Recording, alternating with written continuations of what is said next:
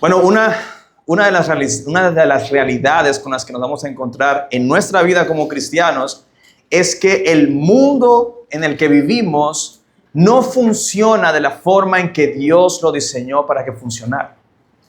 Toda la creación está bajo maldición. La maldición por causa del pecado. Mira que la Escritura dice que la muerte vino, y no solamente la muerte de los hombres, la muerte de toda criatura entró al mundo por causa de la transgresión de Adán y Eva. Entonces, como esto es así, nosotros tenemos que ser conscientes que mientras esperamos el regreso de nuestro Señor Jesucristo, lo que vivamos en este mundo vamos a tener que enfrentarlo, aunque sean injusticias y aflicciones. De tal manera que los cristianos no deberíamos preguntarnos ¿por qué tengo que sufrir la injusticia? ¿O por qué tengo que sufrir aflicciones? Más bien el cristiano debería preguntarse ¿cómo puedo enfrentar las injusticias y las aflicciones de tal manera que eso resulte o que mi respuesta resulte para la gloria de Dios? Porque injusticias y aflicciones vamos a tener que enfrentar en este mundo como cristianos. Esa es una realidad. Y eso es lo que vamos a ver hoy. El ejemplo de nuestro Señor Jesucristo en el testimonio de las Escrituras que vamos a considerar a continuación en el capítulo 26 de Mateo y que vamos a leer en los versículos del 57 al 68. Desde el 57 hasta el 68. Dice así la palabra de Dios. Los que prendieron a Jesús lo llevaron ante el sumo sacerdote Caifás, donde estaban reunidos los escribas y los ancianos. Pedro fue siguiendo de lejos a Jesús hasta el patio del sumo sacerdote y entrando, se sentó con los guardias para ver el fin de todo aquello. Y los principales sacerdotes y todo el concilio procuraban obtener falso testimonio contra él, con el fin de dar muerte a Jesús, y no lo hallaron, a pesar de que se presentaron muchos falsos testigos. Pero más tarde se presentaron dos que dijeron, este declaró, yo puedo destruir el templo de Dios y en 3 días reedificarlo. Entonces el sumo sacerdote, levantándose, le dijo, ¿no respondes nada? ¿Qué testifican estos contra ti? Pero Jesús se quedó callado. Y el sumo sacerdote le dijo, te ordeno por el Dios viviente que nos digas si tú eres el Cristo, el Hijo de Dios. Jesús le contestó, tú mismo lo has dicho. Sin embargo, a ustedes les digo que desde ahora verán al Hijo del Hombre sentado a la diestra del poder y viniendo sobre las nubes del cielo. Entonces el sumo sacerdote rasgó sus vestiduras diciendo, ¡ha blasfemado! ¿Qué necesidad tenemos de más testigos? Ahora mismo ustedes han oído la blasfemia. ¿Qué les parece? Él es digno de muerte, le contestaron. Entonces le escupieron el rostro y le dieron puñetazos, y otros lo abofeteaban y le decían, adivina, Cristo, ¿quién es el que te ha golpeado? Amén. Amados, luego de 3 años de ministerio en los que el Señor Jesús estuvo haciendo el bien, sirviendo a los más desfavorecidos, sanando, libertando endemoniados, predicando la buena noticia de Dios. Estamos en este momento en el testimonio de Mateo, en el clímax de la obra de Jesús, la cual le fue encomendada por el Padre. En varias ocasiones Él le dijo una y otra vez a sus discípulos, el Hijo del Hombre será entregado en manos de pecadores para ser crucificado y resucitar al 3er día conforme a la Escritura. Eso es lo que está sucediendo. Ya el Hijo del Hombre fue entregado para ser crucificado. Ahora viene el momento de su crucifixión y de su resurrección. Tal como está escrito, está pasando en el ministerio de Jesús y nos cuenta Mateo que este era el plan de redención que Dios había preparado para que tú y yo pudiésemos ser salvos. Y Jesús lo estaba cumpliendo al pie de la letra. Anteriormente aprendimos que el relato de la traición de Judas y cuando los discípulos lo abandonaron, que fue el día de esa noche que le arrestaron, Jesús estaba completamente comprometido a cumplir lo que estaba escrito acerca de él. Por eso, luego de una noche de angustiosa oración, él dejó que ellos lo arrestaran. Aunque fue un asunto ilegal y abusivo, Jesús lo permitió que ellos lo hicieran. Y recuerda que estas personas iban de parte de los líderes de Israel. Y el día de hoy veremos lo que sucedió inmediatamente después. El juicio que Jesús recibió de parte de los líderes de Israel, que en realidad es el primer juicio, porque hubo dos juicios. Este es el primer juicio que se hizo en contra de Jesús por parte de las autoridades judías. Y vamos a considerar hoy 4 argumentos que el evangelista Mateo nos presenta para probar el injusto juicio que recibió Jesús. Y no solo eso, sino la actitud ejemplar de Jesús cuando hizo frente al injusto juicio que ellos hicieron con él. Por eso el título de este sermón es El injusto juicio contra el justo rey. Porque ambas cosas nos las está mostrando Mateo. Lo injusto del juicio, pero también lo justo, lo comprometido, lo sabio que era Jesús, su autoridad como rey. Ambas cosas aparecen en este testimonio. El injusto juicio en contra del justo rey. Y cabe anotar que esta es solamente la primera parte porque resulta que había un problema legal y es que los judíos estaban bajo el gobierno del Imperio Romano y ellos no tenían autoridad de ejecutar públicamente a ningún reo.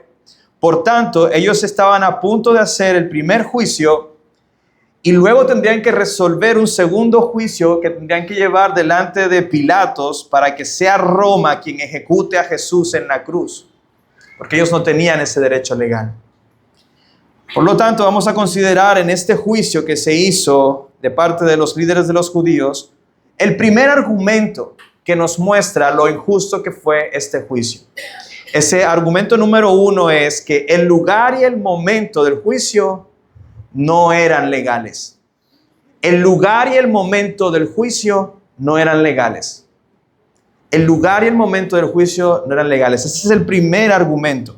Dice el versículo 57 al 58. Los que prendieron a Jesús lo llevaron ante el sumo sacerdote Caifás, donde estaban reunidos los escribas y los ancianos. Y luego el versículo 58 nos muestra un testigo ocular y el lugar en donde estaban reunidos ellos. Dice que Pedro fue siguiendo de lejos a Jesús hasta el patio del sumo sacerdote, es decir, que a Jesús lo llevan a casa de Caifás. Y entrando Pedro se sentó con los guardias para ver el fin de todo aquello. Ahora, déjame contarte acerca de un documento histórico llamado la Mishnah. Es un libro, es un documento que registra más de 400 años de historia en cuanto a las tradiciones, interpretaciones, decisiones legales y enseñanzas que durante siglos se transmitieron de manera oral desde la época de Esdras hasta el 200 después de Cristo que se compila este documento y que registra cómo se llevaban a cabo los procesos legales en todo ese lapso de la historia. Y este documento registra que el Sanedrín se había organizado para ejecutar este tipo de juicios. Es decir, esto hacía parte de la norma. Pero la norma que se lleva a cabo para casos de procesos judiciales como el de Jesús, es decir, un proceso de crímenes capitales, debían hacerse de día y en un salón y en el salón oficial destinado para ello que estaba en el templo de Jerusalén. ¿Cuál era el propósito de que fuera de día y que fuera en el templo? Que hubiese transparencia y que se pudieran evitar abusos de autoridad por parte de quienes iban a juzgar los casos. No era un caso menor, ellos querían ejecutar a Jesús. No era un crimen pequeño. Pero en el caso de Jesús, este procedimiento, esta norma no se aplicó. Su juicio fue rápido. Su juicio fue de noche. Su juicio fue en la casa de una persona particular. Vemos que es en la casa del sumo sacerdote Caifás. Y Pedro aparece en este pasaje como testigo ocular de estos hechos irregulares. Era también norma del Sanedrín, escuchen esto, no procesar ni dictar sentencias sobre cargos de casos de crímenes capitales durante fiestas religiosas, especialmente durante la Pascua. Eso no se debía hacer. Pero a Jesús lo están procesando en plena Pascua. Recuerda que Cristo acaba de celebrar el primer día de los panes sin levadura con sus discípulos, celebrando la Pascua. Por eso ustedes ven que en el versículo 5 del capítulo 26, ellos, conversando entre ellos, dijeron, pero no lo ejecutemos en los días de la fiesta. Ellos tenían planeado hacer eso después de la fiesta. Sin embargo, este fue el modo en que se dieron las cosas, porque así fue que el Señor lo había decretado que sucediera. Así fue que el Señor permitió que todos los hechos sucedieran. Y lo interesante de esto, y lo que quiero llamar la atención de ustedes, es cómo ellos no tenían planeado hacerlo así, pero estuvieron dispuestos a hacer todo su código de normas legales a un lado, con tal de matar a Jesús. Ellos estuvieron dispuestos a hacer todas estas excepciones, no importa el lugar, no importa el momento, no importa si es rápido. Lo importante es que Jesús muera. Amados, y haciendo una pausa aquí, así funciona el pecado en nuestro corazón. Así es como nosotros pecamos. No importa cuántas restricciones pongamos a nuestro alrededor para no pecar, porque este libro, este código, estas tradiciones legales existían para ayudar a los líderes de Israel a cumplir la ley del Señor. Era una ayuda para cumplir la ley del Señor. Muchas veces nosotros nos ponemos barreras, límites, reglas, normas para no pecar. No sé si a usted le ha pasado.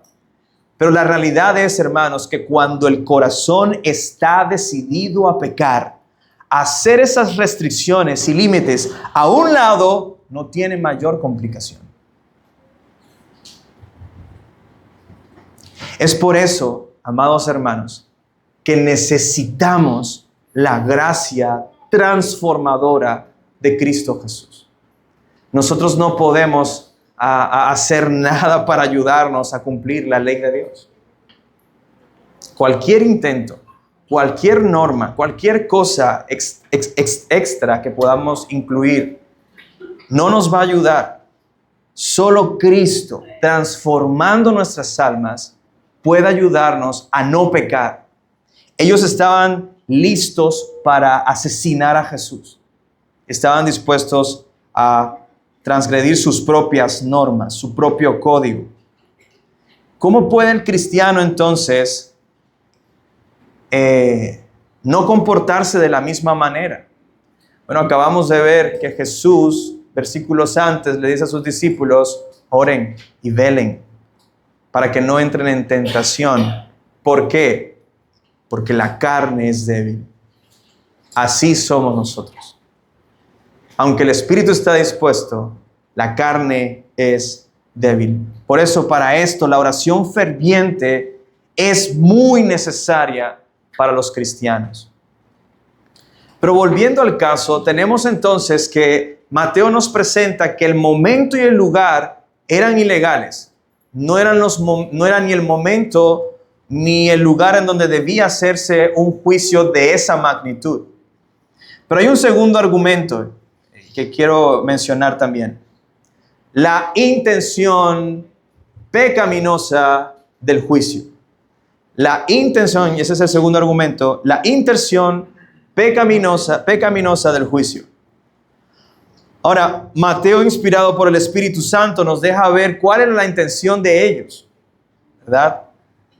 ¿Qué estaban ellos tramando en su corazón que estaban ejecutando este acto de manera ilegal contra Jesús? Mira el versículo 59. Y los principales sacerdotes y todo el concilio, fíjate lo que estaban procurando. Procuraban obtener falso testimonio contra Jesús. ¿Con qué propósito? Con el fin de dar muerte a Jesús. Y no lo hallaron a pesar de que presentaron muchos falsos testigos. No sé cuánto duró esa sesión, pero aquí dice que muchos falsos testigos llegaron y comenzaron a acusar a Jesús de cosas. ¿Qué tuvo que escuchar Jesús allí? Bueno, no lo sé. Mateo simplemente nos dice que muchos llegaron y decían cosas acerca de Jesús. Sin embargo, vale la pena considerar esto de dar falso testimonio. ¿A usted le parece que es importante? ¿Por qué?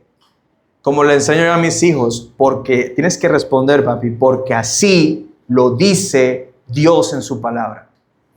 ¿Dónde está eso de no darás falso testimonio contra tu prójimo? En los 10 mandamientos.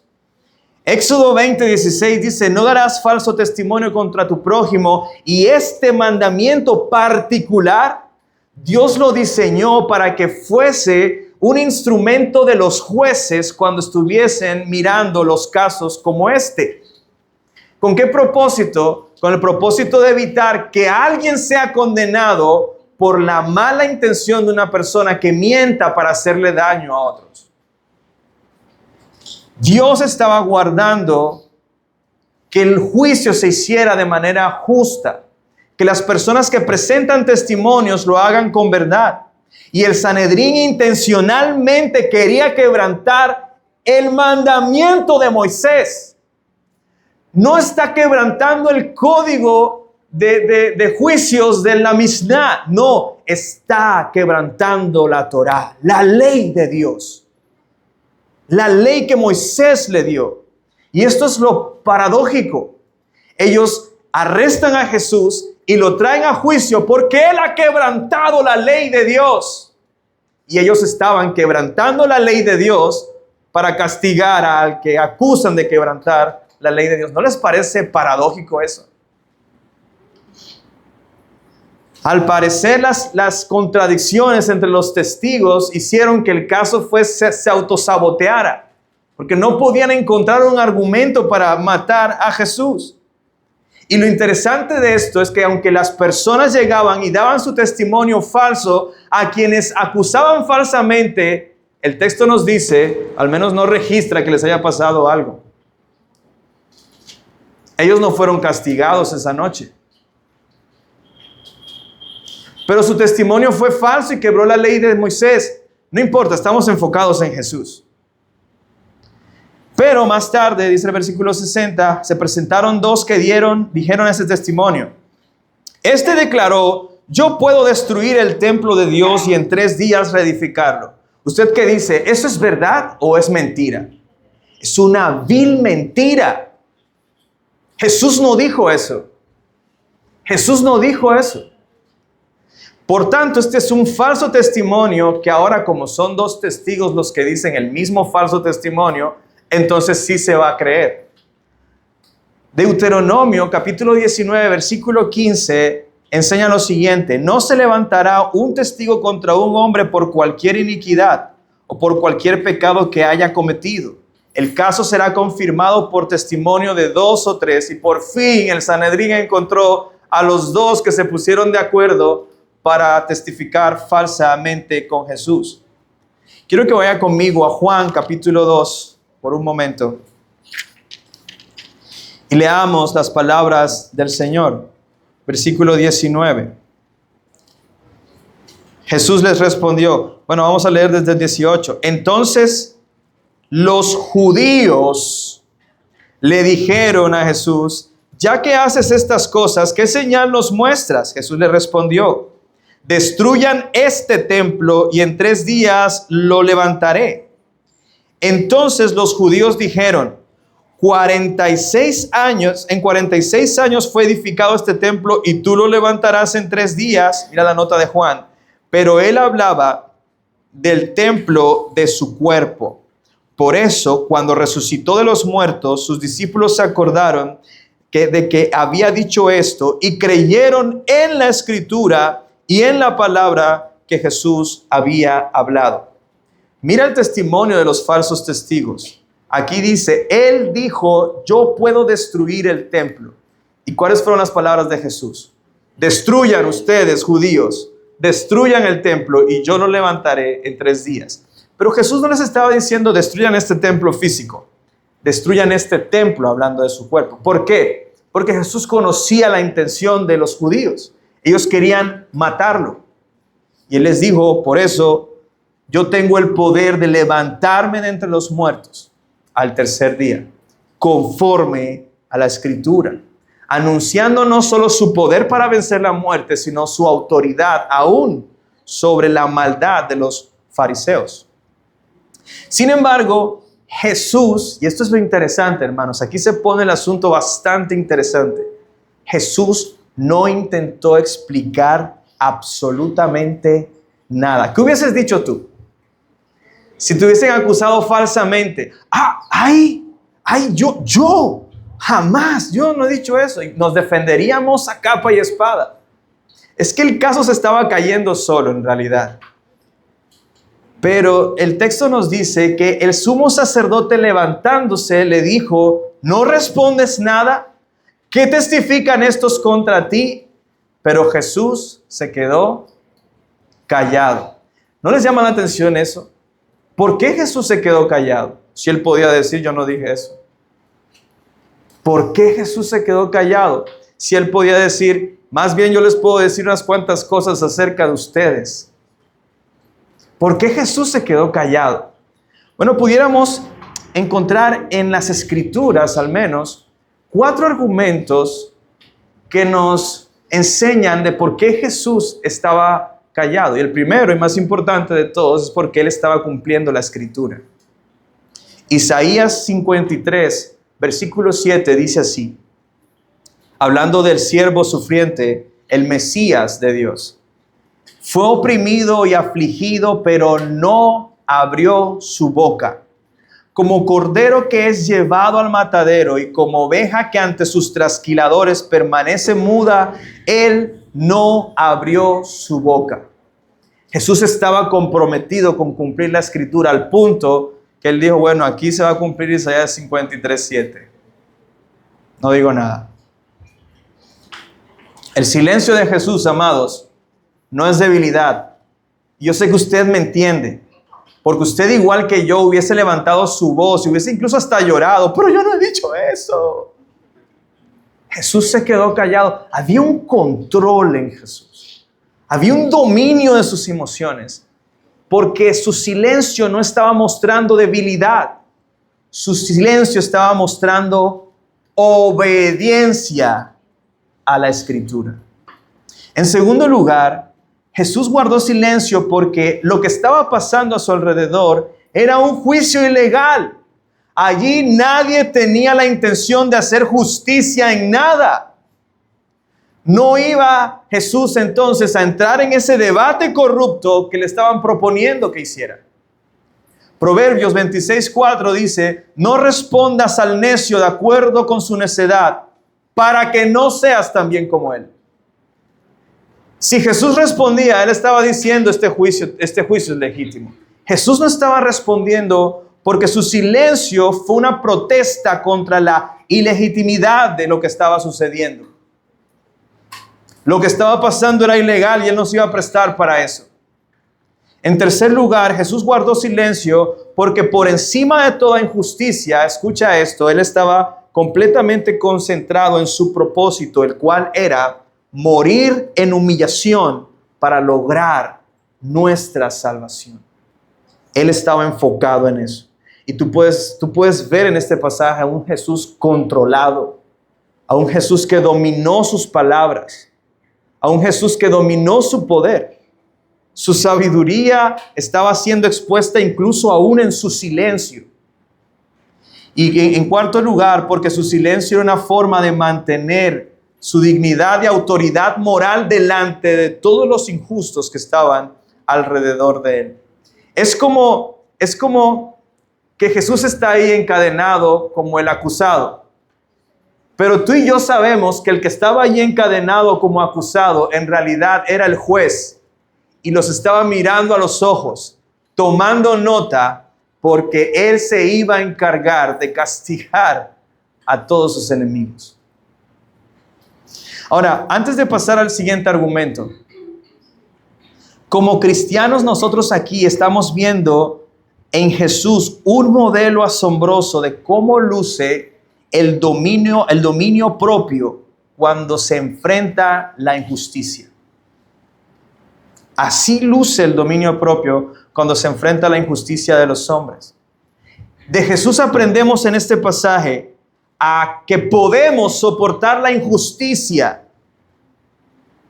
confiando en Dios, teniendo control de nuestras emociones y de nuestras palabras, para no ceder ante la provocación de los malvados. Amados, si tú y yo sabemos por la Escritura que la única forma de tener ese dominio propio, ese autocontrol, es por el poder del Espíritu que hoy vive en mí y en ti, si eres cristiano. Sí podemos imitar a Jesús, podemos responder igual. Piensa en la injusticia que quieras. Tú puedes dominar tus palabras por el poder del Espíritu de Dios. Para eso fuiste redimido, para que manifestaras las obras de Dios en ti. La justicia que no tenías, ahora la vistes. Actúa conforme a esa justicia que te ha sido dada como vestidura. Pero escucha ahora esto. La sabiduría y el dominio propio de Jesús, que se hizo manifiesto ante esta provocación maliciosa de sus enemigos, no es la única manera de responder a la injusticia. También la sabiduría y el dominio propio se ven en cuando alguien habla sin temor, cuando Dios puede ser más glorificado. Y eso lo vamos a ver en el tercer argumento que Mateo nos presenta acerca de este juicio, que es la intervención pecaminosa de Caifás en el juicio. Ese es el argumento número 3, la intervención pecaminosa de Caifás en el juicio, dice el versículo 63. Y el sumo sacerdote, al ver que Jesús no decía nada, le dijo: te ordeno por el Dios viviente que nos digas si tú eres el Cristo, el Hijo de Dios. En las palabras textuales de Caifás, lo que le estaba diciendo era: mira, te pongo bajo juramento de que me digas por el Dios viviente si tú eres el Cristo o el Hijo de Dios. Ahora, amados, antes de pasar a la respuesta de Jesús, tengamos presente algo. Esta actitud de Caifás, esta declaración es un movimiento desesperado de Caifás. Al ver que no se encontraba ninguna manera de condenar a Jesús, ninguno de los argumentos presentados tenía peso, Caifás comete un acto ilegal llamado coacción, en la que se presiona al acusado para que se autoincrimine, violando él como juez la legitimidad de su rol y convirtiéndose en un acusador más. Un juez no debe ser parcial. ¿Sí o no, abogados? Que aquí hay un montón. Un juez tiene que escuchar los argumentos. Pero él estaba tomando lugar en este juicio. Este acto desesperado de Caifás expuso lo que se conoce como abuso de poder por parte de Caifás, como el sumo sacerdote. Él decidió abusar de su poder precisamente porque el caso era débil y se estaba cayendo. No podían lograr encontrar un argumento válido para matar a Jesús. Sin embargo, en ese momento dice la Escritura que Jesús le contestó. Él cayó, pero a continuación habló. Y esto es interesante. dice Jesús, tú mismo lo has dicho. Eso ya tuvo que haber hecho que todo el mundo ahí presente se pusiera de pie a decir, ¿qué fue lo que dijo? Pero no contento con eso, Jesús, y yo me lo imagino, ¿no?, levantando aún más su voz, sin embargo, a ustedes les digo que desde ahora verán al Hijo del Hombre sentado a la diestra del poder y viniendo sobre las nubes del cielo. Amados, lejos de ser la respuesta a una provocación, las palabras de Jesús lo que estaban buscando era dar honor al nombre de Dios que fue invocado por Caifás. Jesús no responde por Caifás, sino por el nombre que fue invocado, pero en sus palabras Él está manifestando que no solo es el Mesías, sino que Él en ese momento, encadenado y siendo humillado delante de los hombres, les estaba diciendo, pero yo tengo el control de este asunto. Pero yo soy el que está controlando estas cosas. Es más, luego de que Jesús dice eso, es que por fin encuentran una excusa para matarlos. Porque los argumentos anteriores se cayeron solos. Es como si Jesús les estuviera diciendo, yo no soy el acusado, soy el juez. Estoy aquí para observarles. ¿Cómo sabemos eso? Porque Jesús está haciendo referencia al Antiguo Testamento en sus palabras. Específicamente al Salmo 110, que leímos a la introducción de este culto, en donde el Señor dice, dijo el Señor a mi Señor, siéntate a mi diestra y pondré a tus enemigos como estrado de tus pies. ¿Quién le está diciendo esto a quién? Bueno, según la visión de Daniel 7, el anciano de días, que es el Padre, le iba a dar, iba a sentar a Jesús humanizado, el Hijo del Hombre, se le llama ahí en Daniel, a la diestra de la autoridad, dándole todo honor para juzgar y poner a sus enemigos como estrado de sus pies. Esto no es una declaración de debilidad, es una declaración de autoridad. No solo les estaba diciendo, los vengo a juzgar, sino que ustedes van a ser puestos bajo mis pies.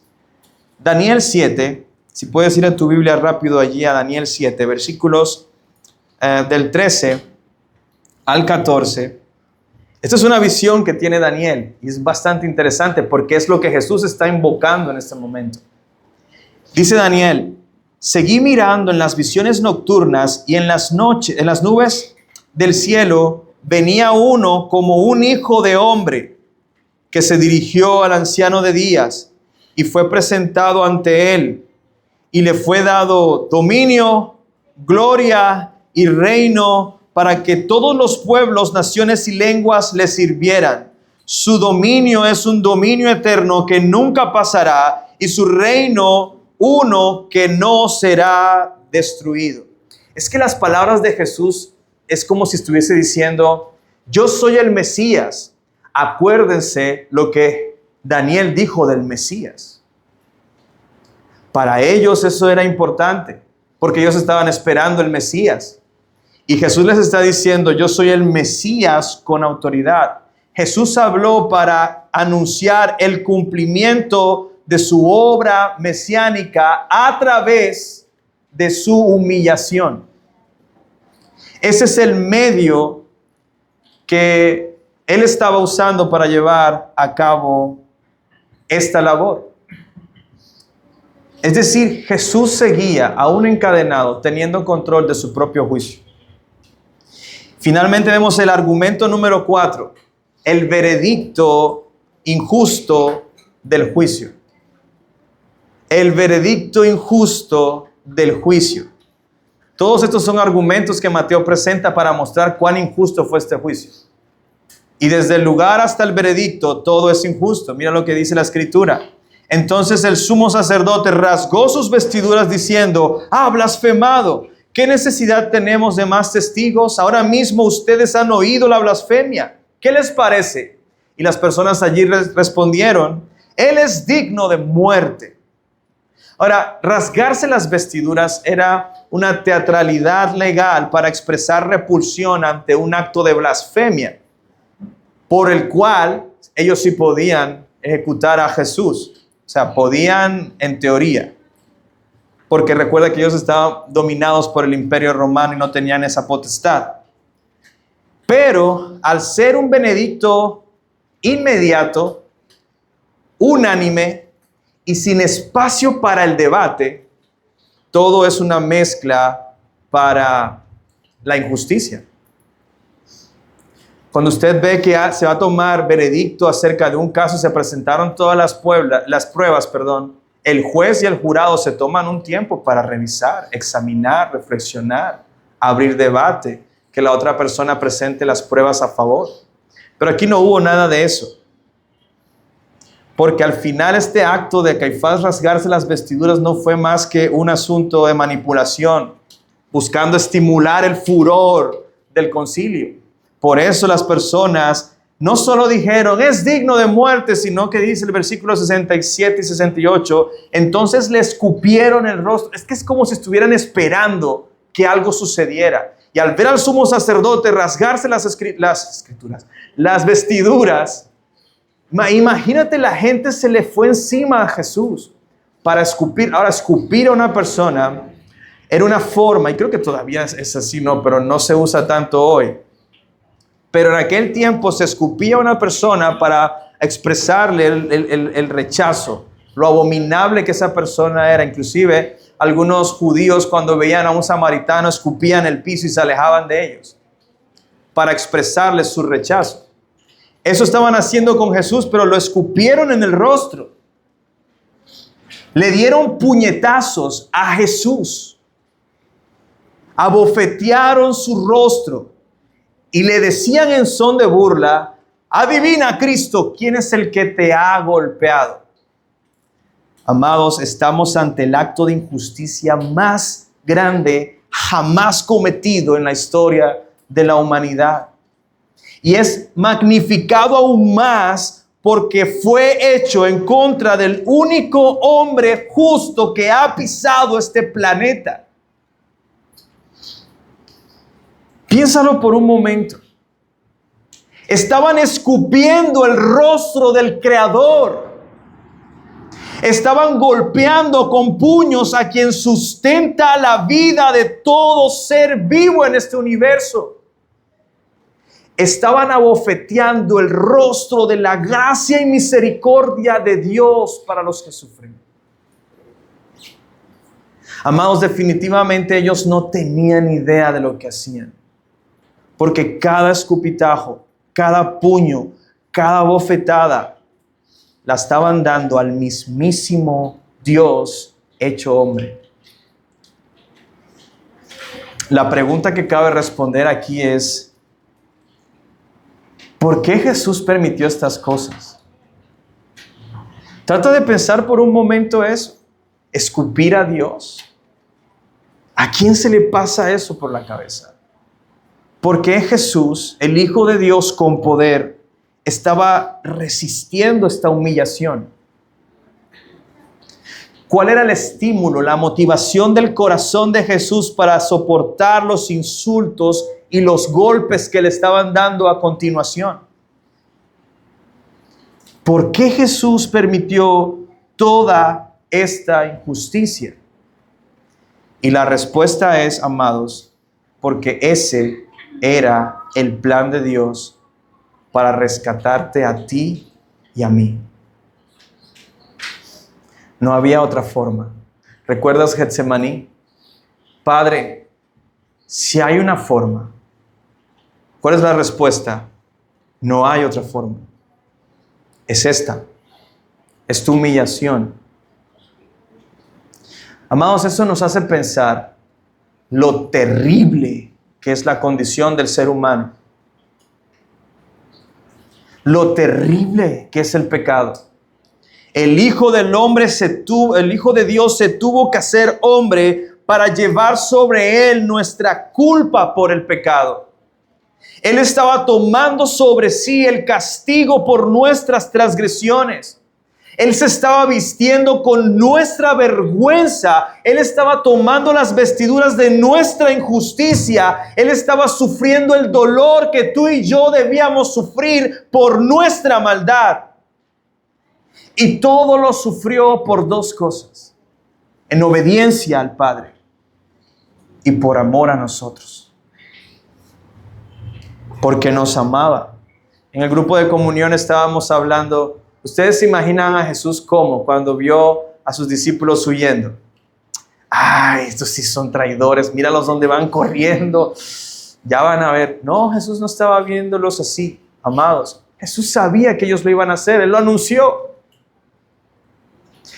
Yo me imagino más bien a Jesús mirando a sus discípulos corriendo entre los árboles en la oscuridad diciendo, no se preocupen, yo los voy a rescatar. Yo los voy a salvar. Esto tiene que pasar porque yo vine a rescatarlos. No se preocupen, yo los amo y los voy a rescatar. La pregunta para ti es, ¿cómo respondes al acto de Jesús que quiso soportar toda esta humillación por amor a ti? Porque fue por ti, para que tú pudieses ser salvo. ¿Cómo responderás a este acto de amor que quiso perdonarte, llevando sobre él tu vergüenza? Llevando sobre él tu culpa. Yo te invito, si tú no eres cristiano, a que escuches y recibas este regalo de amor que Jesús hoy te ofrece. Él te está mostrando qué fue lo que pasó para lograr tu redención. Y solamente se demanda de nosotros que creamos en Él. Nada más. Cree en Él y tus pecados serán perdonados. Cree en Él y Él te dará vida eterna en su nombre. Él la da a quien lo recibe como Señor y Salvador. Amados, como conclusión, hoy hemos conocido 4 argumentos que Mateo nos presenta para demostrar lo injusto que fue el juicio de Jesús, el primer juicio. 4 argumentos que nos muestran que el lugar y el tiempo no eran los legítimos. 4 argumentos que nos muestran la intención malvada de los quienes lo juzgaban. Otro argumento, el tercero, que nos muestra cómo la participación del juez era ilegal. Y finalmente lo ilegal del veredicto que se dictó en contra de Jesús. Pero todo esto con tal de mostrarnos la realeza con la que Jesús actuó ante la injusticia del hombre, dominado a él mismo, entendiendo, enfocado, concentrado en salvarnos a nosotros, en humillarse para salvarnos a nosotros. Él estaba llevando a cabo el plan de redención de su pueblo.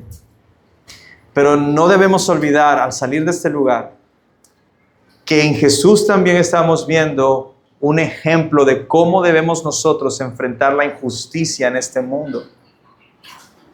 Por lo menos hay varias cosas que podemos pensar. Podemos controlar nuestra respuesta, como Él lo hizo. Podemos confiar en el justo juicio de Dios y renunciar a vengarme. Podemos ser sabios en nuestro silencio e incluso cuando decimos lo que tenemos que decir, con sabiduría. Podemos actuar de una manera mansa y humilde delante de Dios que nos ve todo el tiempo, confiando en su providencia, porque Jesús se humilló para que tú y yo lo pudiéramos hacer. Porque Jesús se humilló para que el Espíritu que lo levantó de entre los muertos viva en nosotros y nos capacite para imitar sus pasos. Amados, Él es nuestro pastor, a Él le seguimos, por Él vivimos. Pon tu mirada en Jesús y aprende de Él, que es manso y humilde. Toma su yugo y síguele. No hay mejor decisión que esta. Oremos.